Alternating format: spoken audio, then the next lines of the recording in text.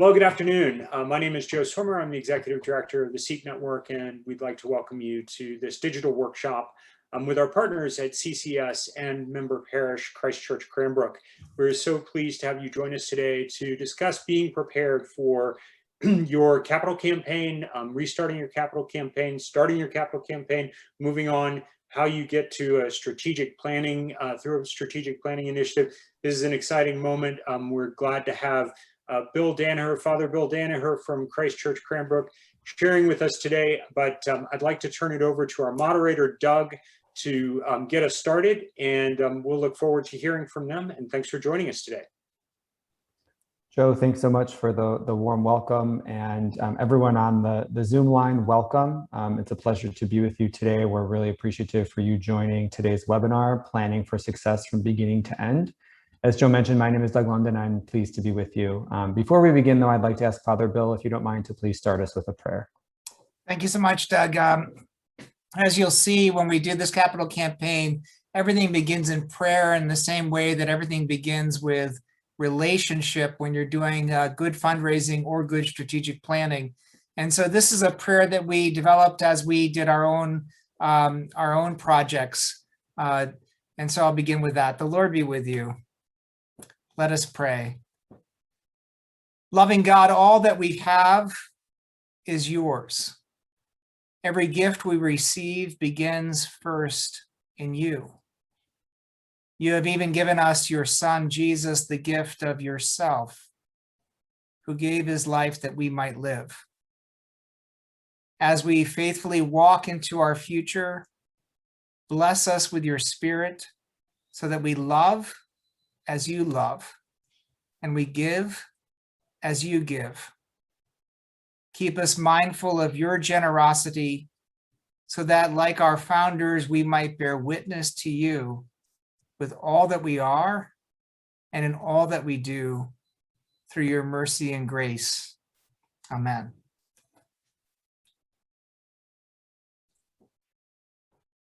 Thank you, Father Bill. And Margaret, if you don't mind throwing up the deck, we'll get started. So again, thanks everyone for joining us today.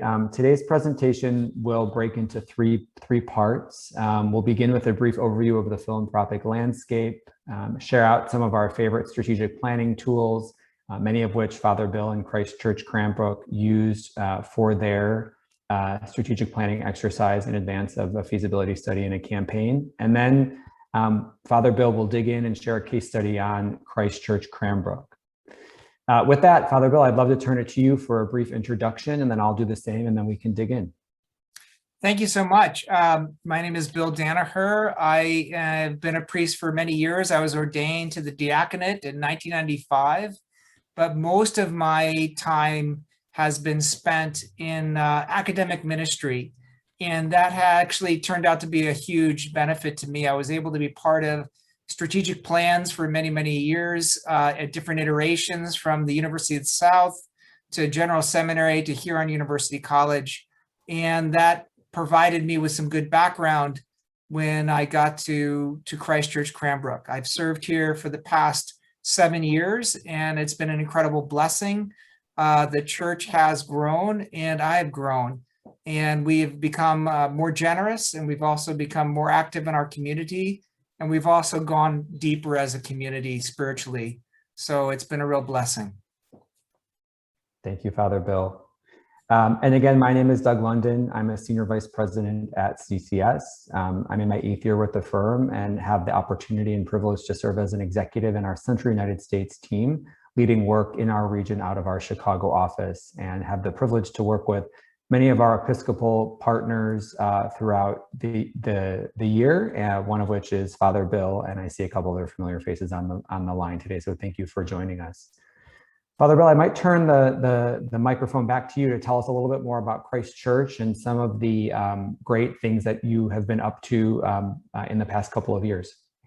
Well, and there's just a slight typo. I'm so sorry. This always happens with decks. We were established in 1928. In Bluefield Hills, Michigan. It was an incredible gift by a donor, a gift of $1 million, and that set in place one of the most beautiful churches in the country. It was part of Cranbrook educational community for many, many years.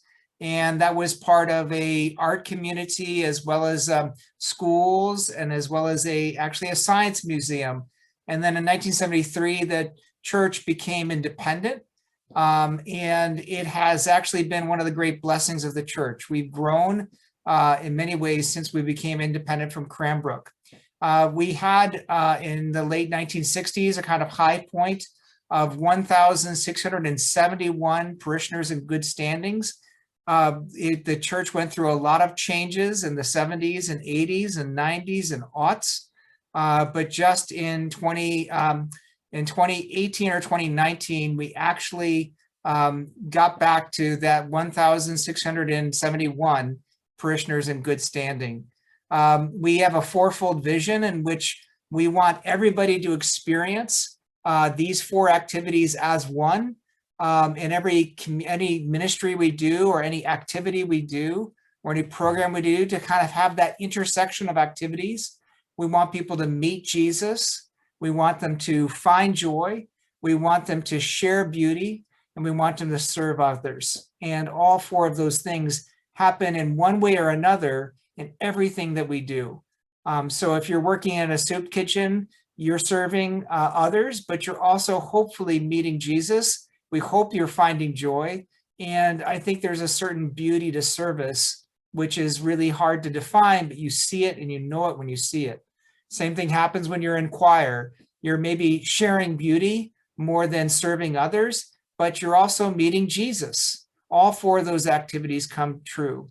And then finally, in the last couple of years, we've been really, like many others, challenged by this pandemic.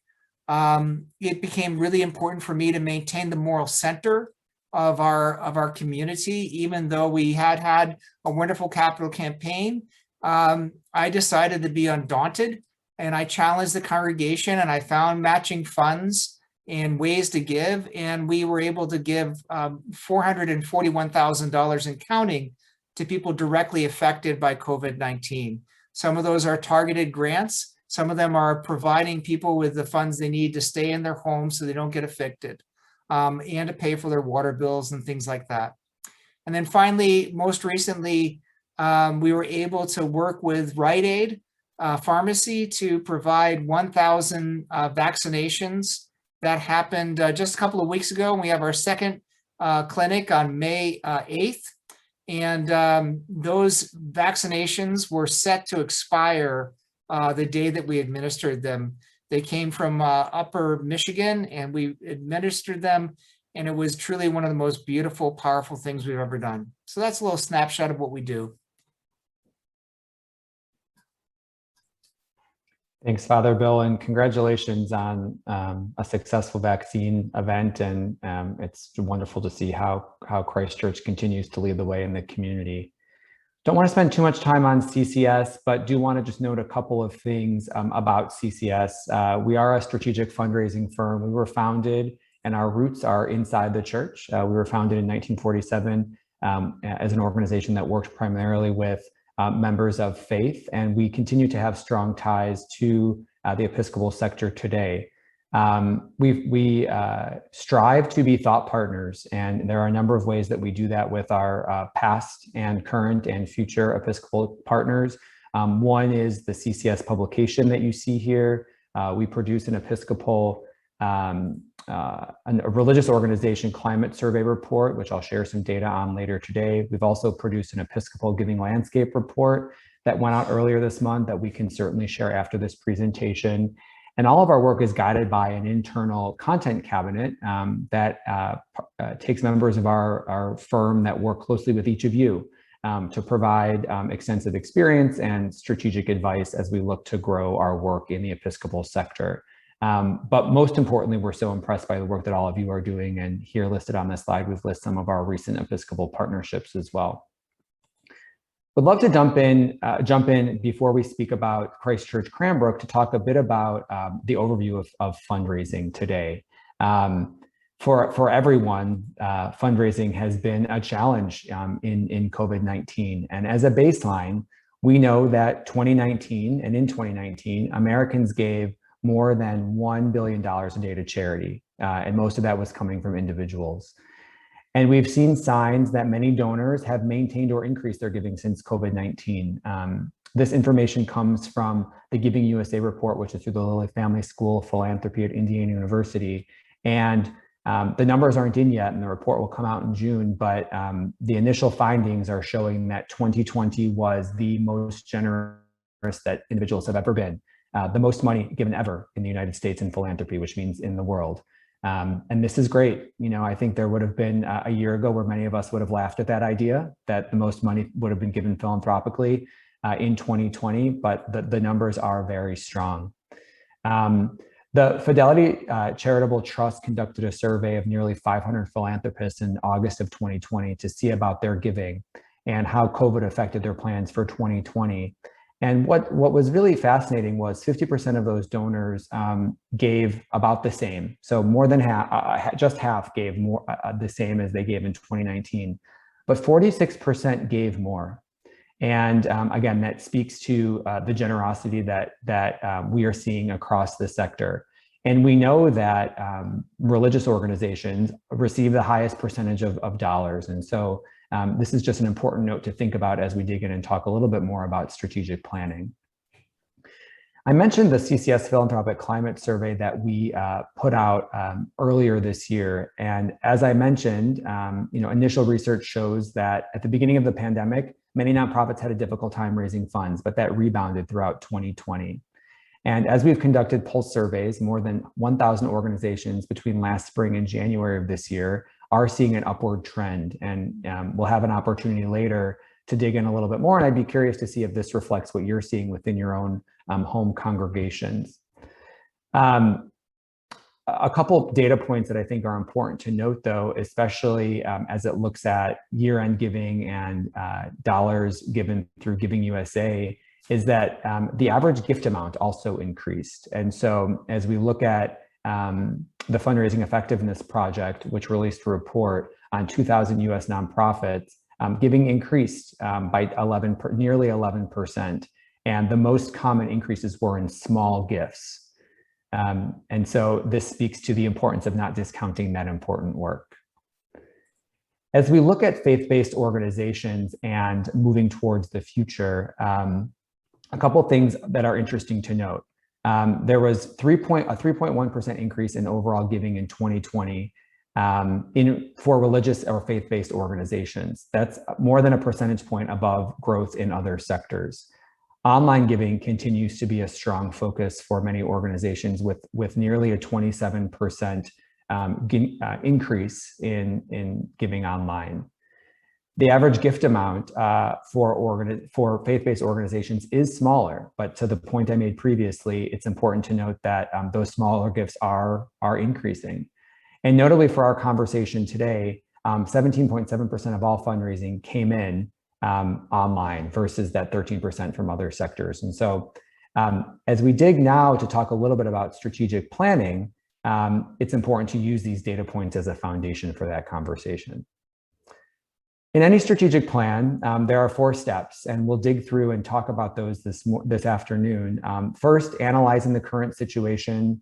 Next, identifying goals and objectives. Third, determining specific action plans. And then lastly, assembling a plan and next steps. And as we dig in, much of this has been informed by the process that Christ Church Cranbrook took. And so I'd encourage people to use the chat and ask questions as we go to engage with Father Bill, but he will be sharing some of his anecdotes as we go as well. Strategic planning is very important. And as we think about strategic planning and how it informs, in Christ Church Cranbrook's case, a campaign and a feasibility study that was in the middle of that, there are a number of things that should be looked at as it relates to parish or congregation planning. But most important, the hope is that a strategic plan will build your community and will provide opportunities for the community to grow in faith and in prayer. And so as you think about a strategic plan, it's important to consider how this plan will think about your physical space. Think about how it can increase some of those non-tangible areas like technology and communication platforms, and how we are able to continue to grow and communicate with our congregation, especially over the past year in these trying times. Thinking about how there are any priorities that are important from a fundraising perspective. Not all strategic planning inquires raising funds, but it's important to identify what funds could be used in order to grow the community.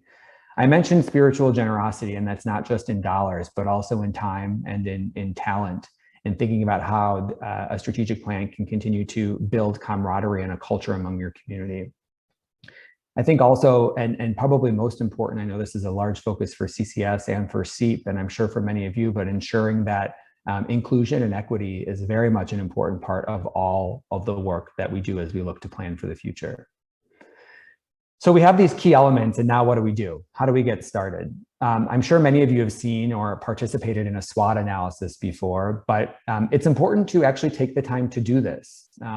This is one tool that we think is really important to help you map out the realities of the congregation, but also to help inform next steps. And so strengths need not be, soft and hard. They can be things like we have an engaged parish, we have a strong board. Threats could be a crumbling front step. And so really thinking about both granular, but also large, big scale macro items as you are thinking about a SWOT analysis. This is an important step that we would recommend beginning the process with. Father Bill, I wonder how this resonates with you. I know this was an initial step that you took at Christ Church Cranbrook. How did you go about beginning this process? Yeah, I mean, and just to step back, if we could, in the deck to slide 12, the one thing that I would say as a beginning point, when you go one more forward, that's it right there. The one thing I would want to emphasize, and just to put some meat around the icons, first to summarize, strategic planning is elementally a consideration of what internal resources you have to meet external challenges, opportunities, and threats. So one of the things that you have to keep in mind is that it's a both look within, but it's a look without, and that's really key. And that should inform all of these different things. So for us, when we looked at our own plant and our own programs and our own worship, we saw that we needed to become more inclusive, for example. And so it was out of that strategic plan. It wasn't a stated objective, but it just happened because this seemed to be the best way to do it, we had 2 restrooms that were designated all gender. And I didn't put any letters in the newsletters. I just did it. We just did it. And immediately anybody who was non-binary or trans saw that as a radical invitation, and we now have members of that community in our church. Moving to technology and communications, we were aware that we were in a challenging area between, we had an open rate that was sitting at about 20% for our emails. So we had to figure out ways that people would open their emails more. And we also had to figure out ways that we would use different kinds of communication, because people were developing different preferred modes of communication. And that's just proliferating. It's not that people don't want print. Some people still want everything in print, but other people want an email. Some people want text. Early on in my tenure at Christ Church Cranbrook, we did a whole funeral over Facebook, planning it through Facebook Messenger, because that's all that the person who was grieving could manage as her communication. So, and then finally, strategic planning with regard to physical space. One of the things that we had to kind of consider is we had large churches around us that were building lots of multi-purpose space, not just your big box non-denominational churches, but also local Methodist churches. We're all investing heavily into multi-purpose space.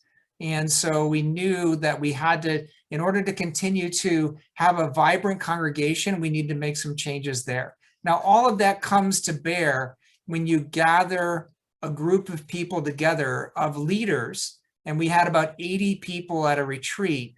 and just begin to speak. We did a SWOT analysis of strengths, weaknesses, opportunities, threats. But we also did some appreciative inquiry. What do you like about, what is your greatest value? What are the things that drive us?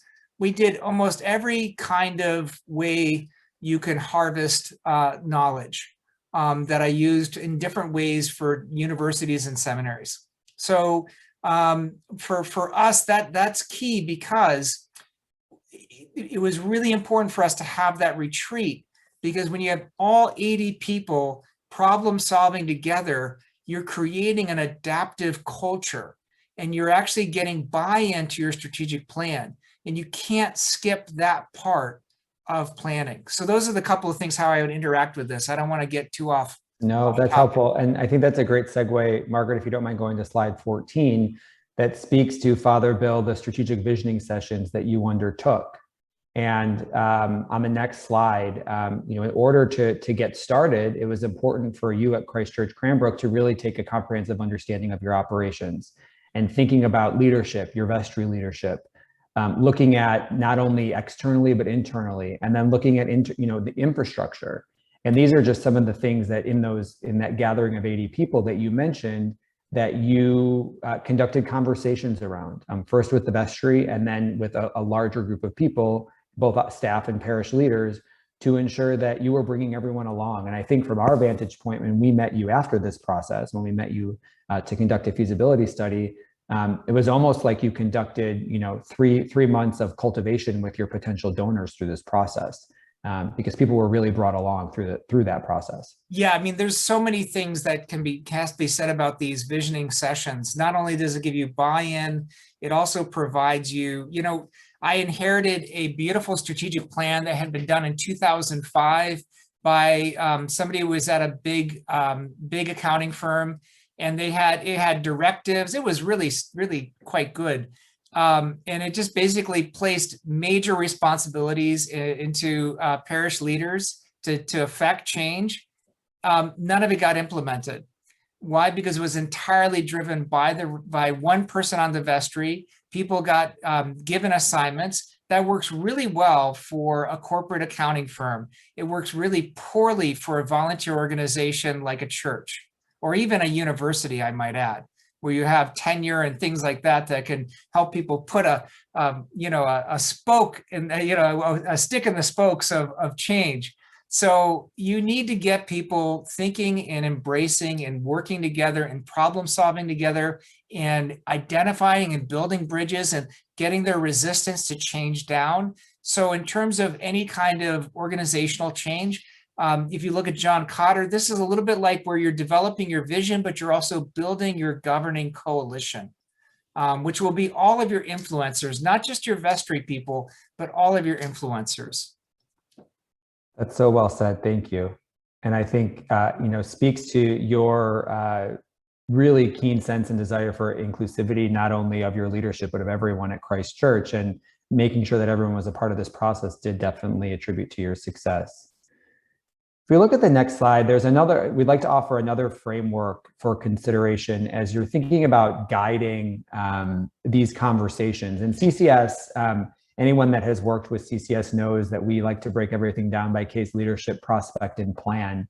And taking a look at, from a case perspective, what are we trying to accomplish? We are here and we want to get here. What needs to be done in the interim, and how do we talk about it? How do we message it? And how do we ensure that communication ensures buy-in from our congregation? Secondly, and really emphasizing the idea of leaders, we all know that we are only as successful as the leaders that we work with. And do we have people who would be willing to lead with enthusiasm, not only with their time, but with their talent and their treasure? And thinking about that from an early perspective is really a great opportunity to ensure that you can be successful. Similarly, in a congregational setting, your prospects are built in. You have a prospect base from which to fundraise for. But to my previous point, are there people who will enthusiastically support various aspects of the case? And thinking about what areas are most important to people will be really helpful. And then lastly, infrastructure, ensuring that there are the systems and structures in place to ensure that we can accomplish our goals in a meaningful time period. So just to interact with this, Please do. Our strategic plan probably helped us the most with case and leadership, because the number of people who showed up and were part of our visioning sessions, that was a good way to get people energized and also to identify the leadership that would take a major role in the campaign. And then the prospects were actually convinced in many ways, because in addition to the capital campaign literature that we would leave behind, we would also leave a copy of the strategic plan. And that in particularly Detroit is a very sophisticated philanthropic environment. Because of many reasons, you have a lot of people who give an enormous amount to different organizations that are doing good work. And when you're a pastor, you're going to battle with the University of Michigan. They will show up and they will have a dedicated person who will be keying on the people that you need to be a leader. So if you don't give them something that differentiates you, you're dead in the water.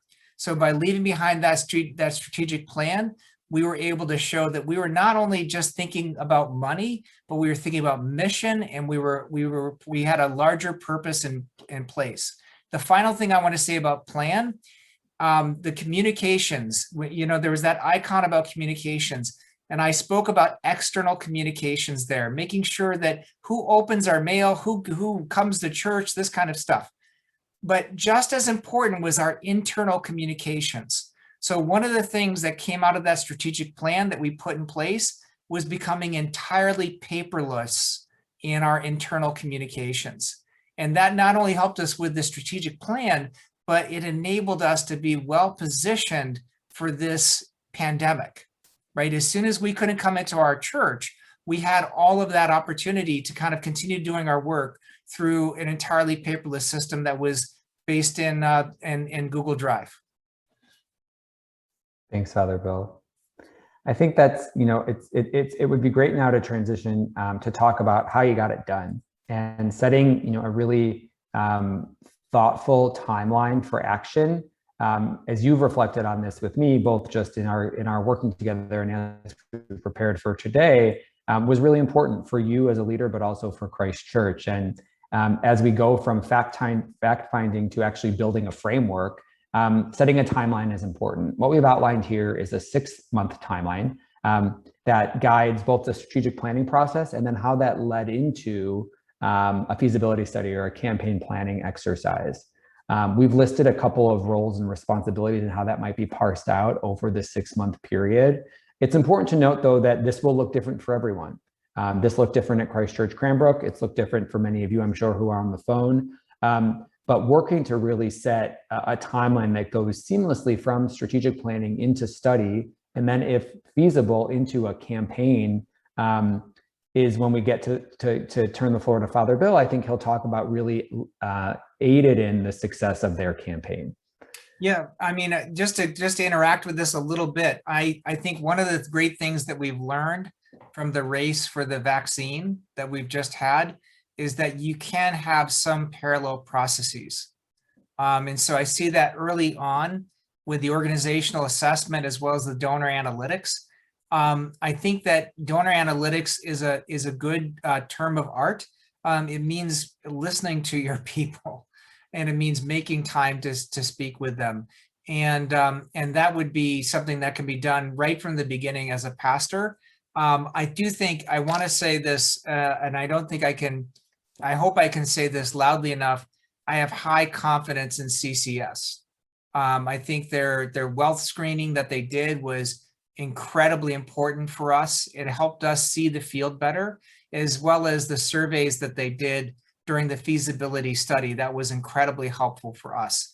All of that being the case, we could have probably started some of that earlier. So in the donor analytics, just knowing what what was the giving capacity for our congregation would have helped us get ourselves organized. And then of course the strategic conversations with key stakeholders has to happen. A lot of this right now is being kind of termed around cultivation, which is important. But my advice as well is that you have, if you can, you have a consultant alongside during the strategic planning process.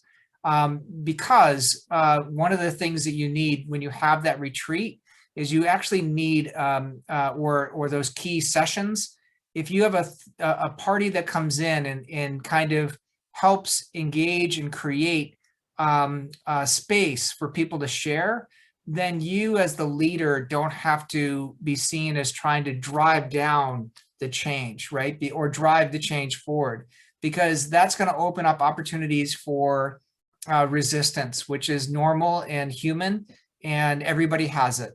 So bringing in a consultant early on for strategic planning is helpful, and that's what we did.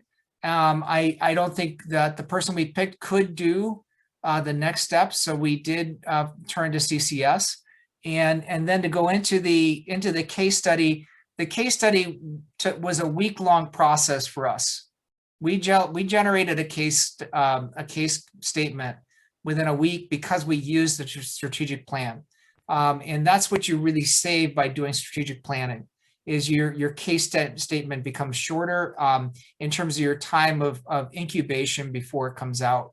And then, so I mean, that can even come early on, but I think probably at number 5, you're thinking about like feasibility surveys, asking people questions, things like that. And then the gift table is great. And then moving through everything there is pretty common for the CCS approach. Thanks, Father Bill, and thanks for the vote of confidence. We appreciate it and your partnership. And then I do see one question. I'll just start to kick along. Yeah. Jeffrey asked, what kind of time commitment did our leadership make?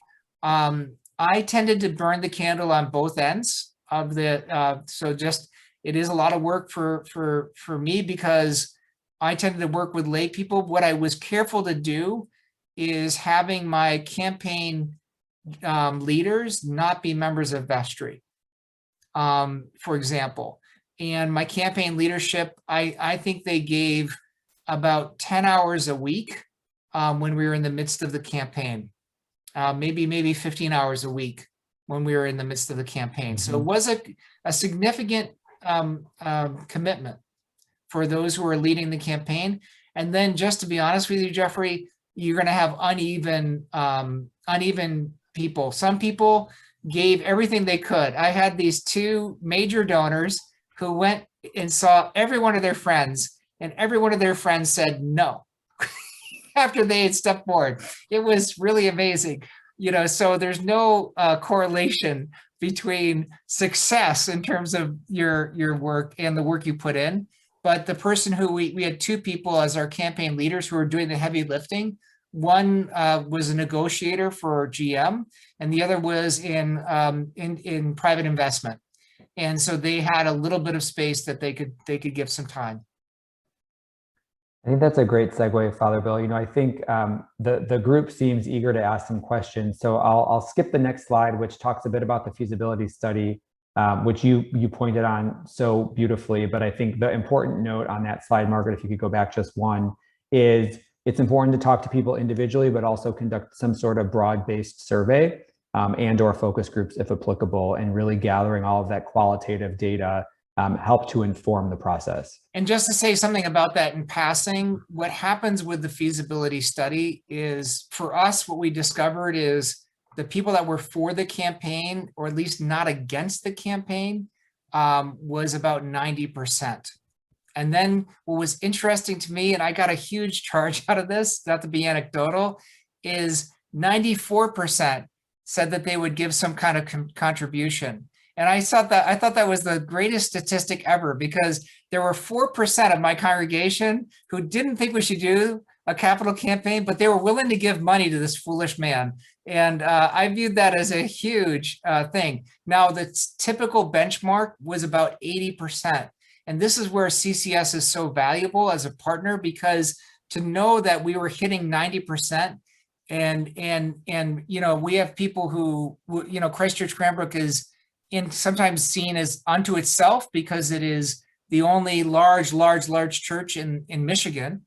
And so when people heard 90%, they thought, oh my gosh, 10% of the congregation's against it. But to know from the benchmark that typically 80% is a really good mark, that 90% is above average, that helps us again with the persuasion and with the buy-in by the rest of the congregation.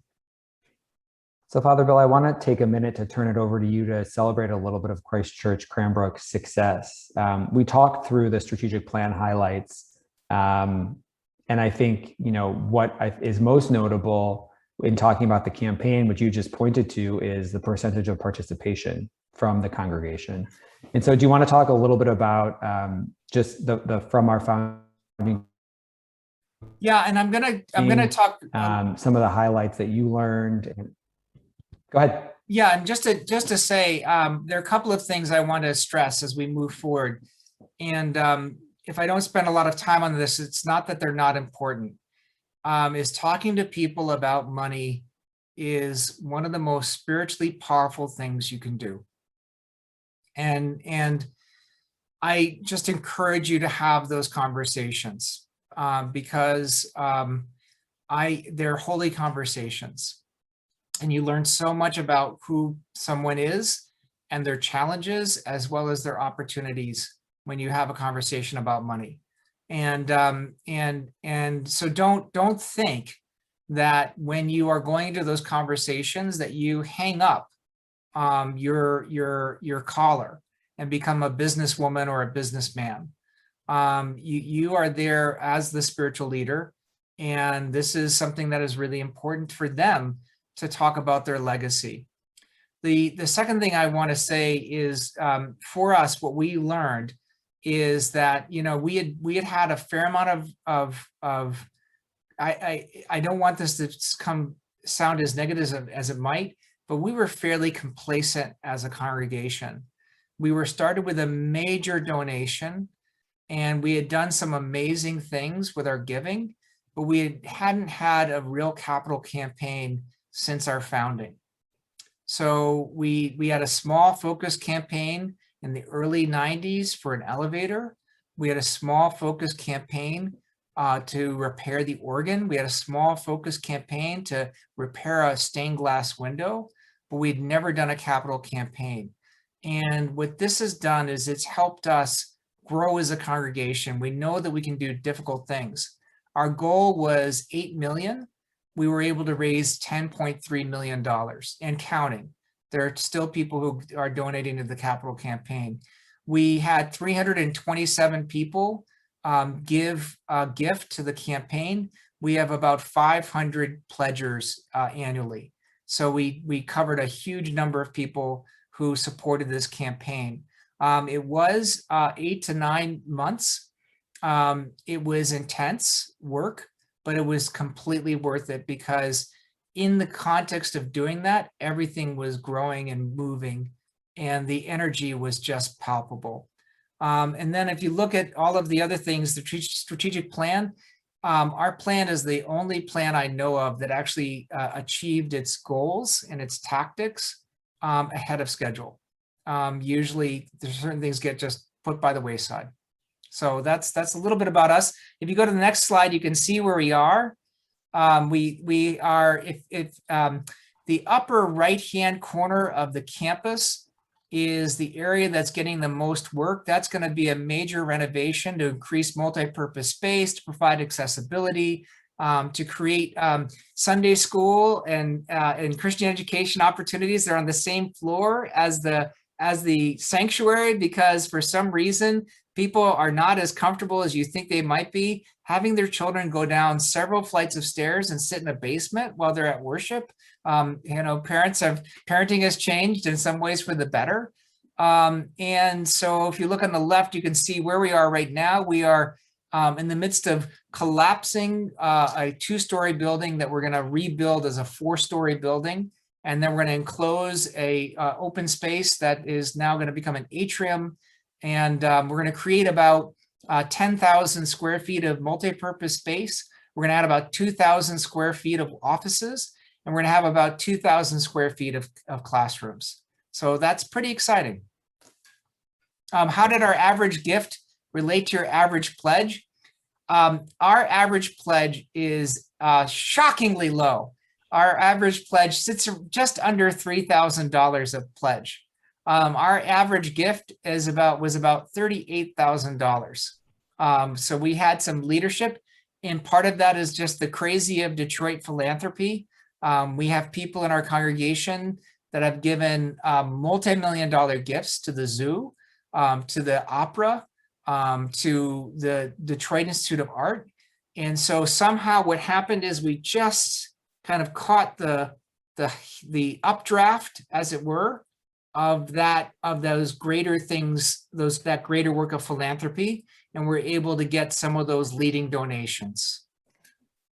Father Bill, there's one more question I want to ask, but the one thing or one more question that was in the chat, but I do want to go back to your question about leadership, or Jeffrey's question about leadership. You met with over 100 congregants. Yeah. You made this, burning the candle from both ends is an understatement. You really made a concerted effort to meet with as many 5 and all 6 and 7 figure donors as you could through this campaign. And there's something very special about that. And I think that should be noted, that much of Christ Church's success is because of that commitment that you made. And I know that, that takes a lot of time off of your plate, but anything you want to add about just, as you reflect on that work? So the record for clergy leadership at CCS is 125 visits. And I came out with like 105, something like that. 107, I think. Yeah, 107. Had I known, Doug, I might have pressed on, but that's because I'm just weirdly competitive. I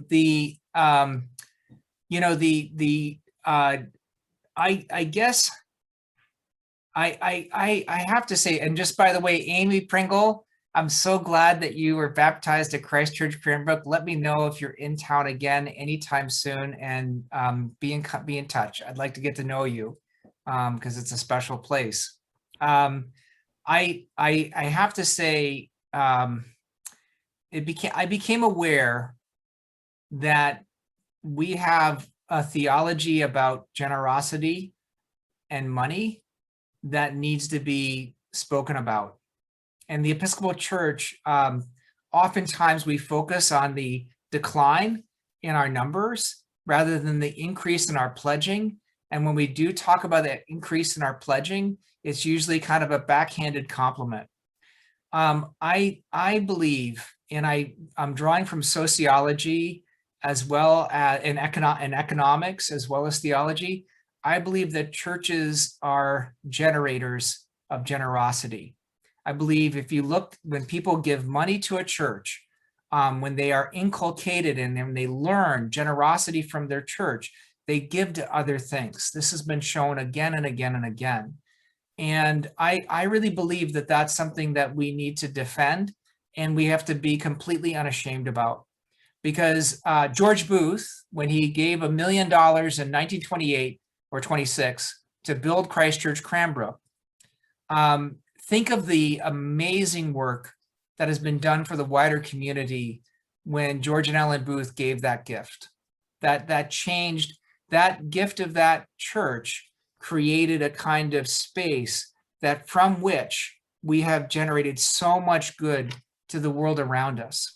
And so that story is something you have to embrace. And I don't want to tell you to like change your calendar or get up early or do what you all are smart people. You're going to figure that out. What you have to be clear about is the why. Why are you doing this? And why does it matter? And my witness to you is that you're doing it because you go with the grain of God's generosity.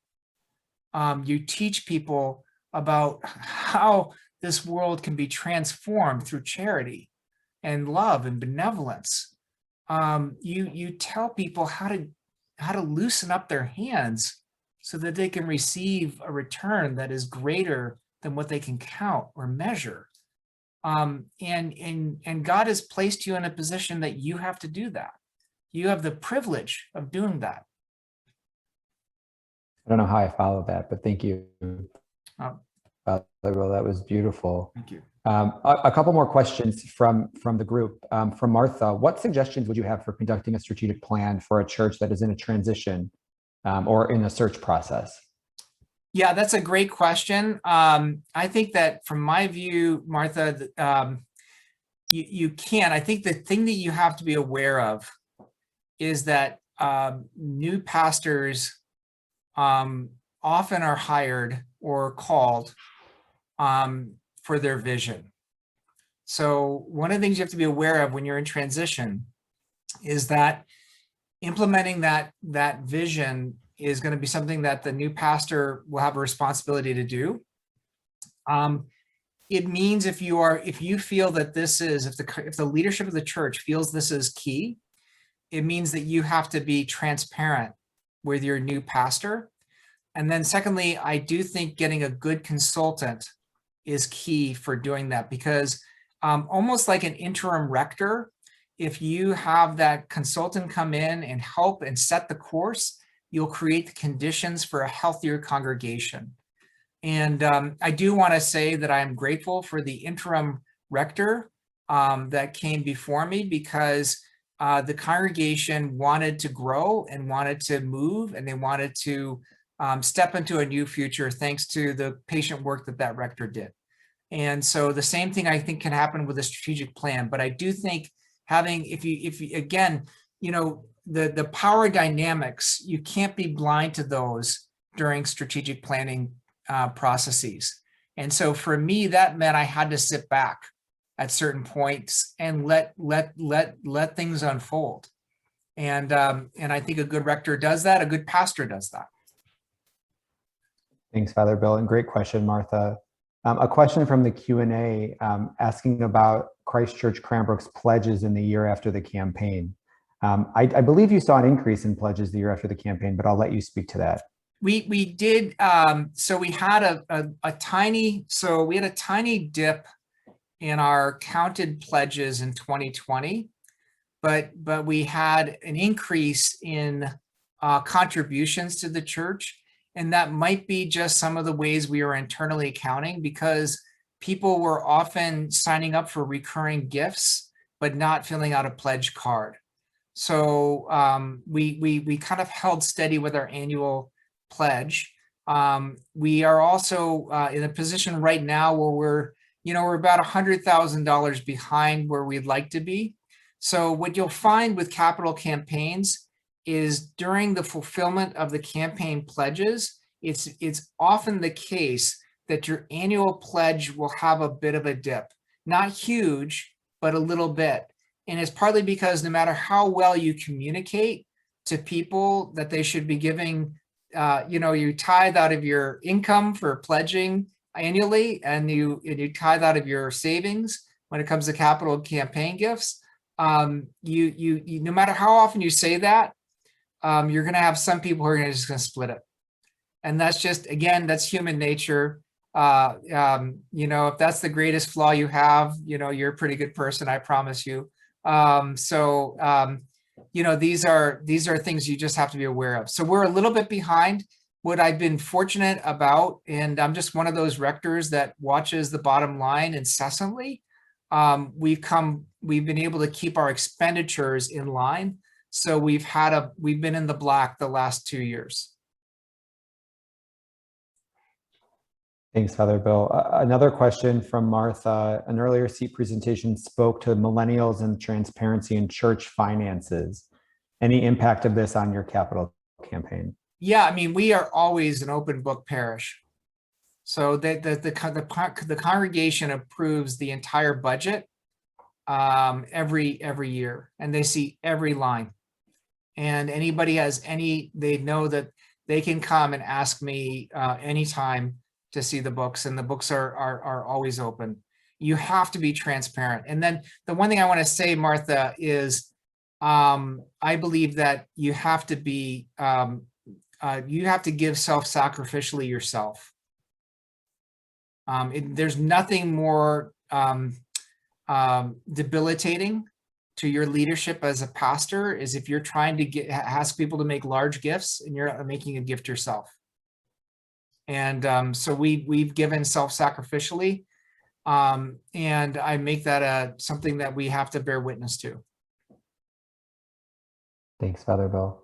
And I just, with regard to millennials, I think that authenticity works really well for me. I'm strange in that, like, I think I do resonate fairly well with millennials. I it's not because I've tried to be cool. My pants are normal. They're not tight.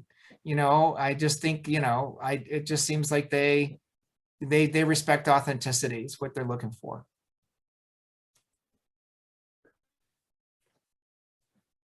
We have just a couple minutes left. Any other final questions in the chat, pop them in. And if none, Father Bill, anything you would like to, it looks like we have one. I would also like to know, I want to ask the people who are listening, what is your greatest fear when it comes to these things? Can you name it with one word? Anyone willing to type that in the chat? Sorry, I did just maybe we'll do it like a televangelist. Okay, name that fear and just put it before you. I just want to let you know. Oh, there we go. Donor fatigue, beautiful. Executive and capacity to do it. Thank you so much, Diane. Oh, failing, falling on your face. Not enough people and money. Oh, I'm so grateful. Stepping out, making the commitment. Oh, this is so beautiful. That is so beautiful. One more message. Was on Investor one time and insufficient dollars, had to let assistant pastor go. Yeah, trauma is what I would just call that, like disagreement about priorities. There's even more. When I was able to engage new donors for the, yes, we did. Actually, it was amazing how many new donors came in. Lack of support. I think that all of those are real fears. And what I want to say two things. One of the things that my strategic plan helped with the congregation, and I don't mean to call it mine because it was ours, and too many leaders, is when you don't be afraid to use the strategic plan as a win that you can celebrate for a year. And don't be afraid to pace yourself a little bit with it, because we did pace ourselves. We adopted our strategic plan in June of 2017. And we didn't start our work with CCS until the fall of 2018 in earnest, right? That's when we did our surveys. And it's okay to let your congregation have a little bit of time to kind of have some gestation period. Because this is an example I used. I used to study South Africa and travel there a lot when I was an academic. And people think about the Truth and Reconciliation Commission or the transition. None of that happened without a lot of opportunities that came along the way that began to change the culture. So don't be afraid strategic planning is actually really good pre-capital campaign planning, because it's going to provide you with a way to mitigate some of those fears, because you'll see where things go. And so many of you are raising these, I can barely keep up, but disagreement about priorities, the only way you're going to get to unity is through confrontation.